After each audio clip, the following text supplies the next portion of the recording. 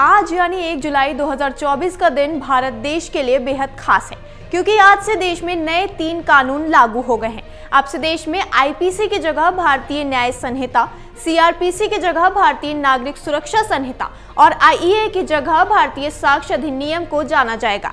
यही नहीं, अब से अगर आपके साथ कुछ गलत हुआ है तो बतौर पीड़ित आपको पुलिस स्टेशन नहीं जाना होता है, तो आप घर बैठे ही एफआईआर दर्ज करवा सकते हैं।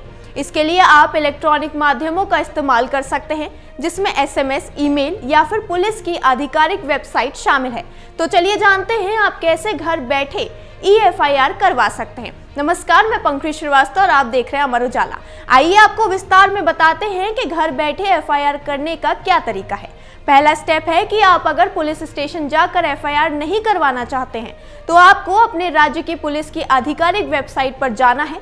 जैसे अगर आप दिल्ली के निवासी हैं तो आपको दिल्ली पुलिस के आधिकारिक पोर्टल पर जाना है। इसके अलावा आप किसी भी ई कम्युनिकेशन माध्यम से पुलिस स्टेशन में अपनी शिकायत भेज सकते हैं। दूसरे स्टेप में ध्यान रहे कि जब आप एफआईआर दर्ज करवा रहे हैं तो घटना की पूरी जानकारी डिटेल में दें।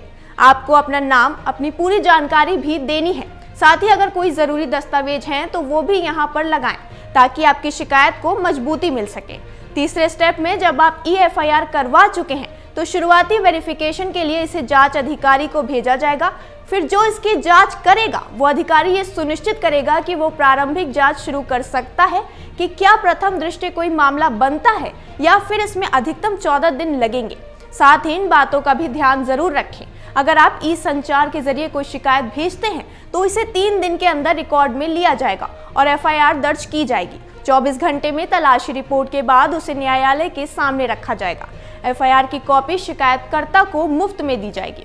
आपको बताते चलें, आज से नया आपराधिक कानून लागू हो जाएगा। फिलहाल नए आपराधिक कानून के बारे में विशेषज्ञों का कहना है कि अपराधों की परिभाषा, सजा की मात्रा में कोई परिवर्तन नहीं किया गया है। अलबत्ता आपराधिक प्रक्रिया संहिता में व्यापक परिवर्तन किए गए हैं, खास तौर पर न्यायिक हिरासत की अवधि और इलेक्ट्रॉनिक सबूतों को लेकर पुराने कानून की धाराओं के क्रम बदल दिए गए हैं। फिल्मों के कोर्ट सीन में हम अक्सर यह डायलॉग सुनते हैं कि ताजिरात-ए-हिंद की धारा 302 के तहत दोषी पाए जाने पर मुजरिम को उम्र कैद या फांसी की सजा दी जाती है। आम जीवन में भी लोग बाग कत्ल या हत्या को धारा 302 से जोड़कर देखते हैं। नए आपराधिक कानून में अपराध की धाराओं की संख्या बदल दी गई है। अब हत्या की सजा धारा 101 के तहत सुनाई जाएगी।